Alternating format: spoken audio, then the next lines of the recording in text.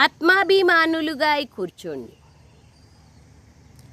తండ్రి నుండి మనం స్వర్గ వారసత్వాన్ని తీసుకుంటున్నామనే సంతోషంలో ఉండండి. బాబా అంటున్నారు, బాబా ప్రేమను పొందాలంటే ఆత్మాభిమానులుగా కూర్చోండి.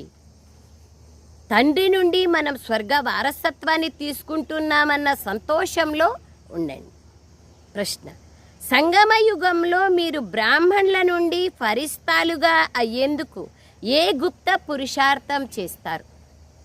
తో బాబా అంటున్నారు, సంగమ యుగంలో మీరు బ్రాహ్మణుల నుండి ఫరిస్తాలుగా అయ్యేందుకు ఏ గుప్త పురుషార్థం చేస్తారు? జవాబు: బ్రాహ్మణులైన మీరు పవిత్రంగా అయ్యే గుప్తమైన పురుషార్థం చేయాల్సి ఉంటుంది. బ్రహ్మ పిల్లలైన మీరు సంగమ యుగంలో సోదరీ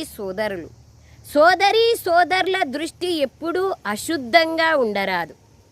స్త్రీ పురుషులు ఇద్దరూ తోడుగా ఉంటూ స్వయాన్ని బీకేలుగా భావిస్తారు.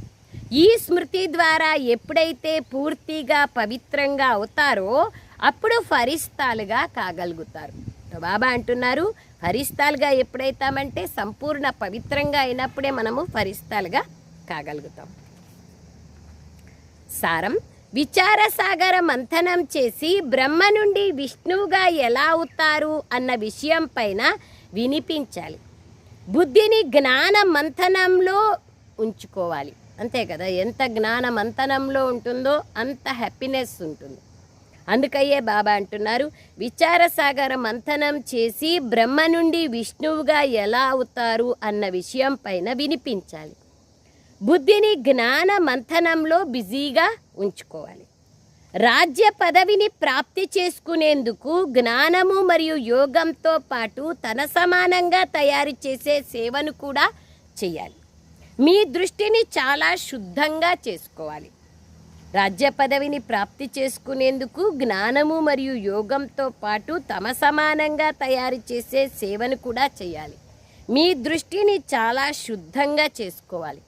వరదానం: సర్వ సంబంధాల అనుభవమును ఒక్క తండ్రితోనే చేసుకునే అలసిపోని మరియు విఘ్న వినాశకులుగా కండి. సర్వ సంబంధాల అనుభవాన్ని ఒక్క తండ్రితోనే చేసుకునే అలసిపోని మరియు విఘ్న వినాశకులుగా కండి. స్లోగన్: సంకల్పంలోనైనా కూడా ఏ దేహదారి వైపు కన్నా ఆకర్షితం అవ్వడం అనగా అవిశ్వాస పాత్రులుగా కావడం. అంతే కదా, బాబా మన పైన విశ్వాసం పెట్టుకుంటారు. ఆ విశ్వాసాన్ని మనం పోగొట్టుకోవడం అంటే అవిశ్వాస పాత్రులుగా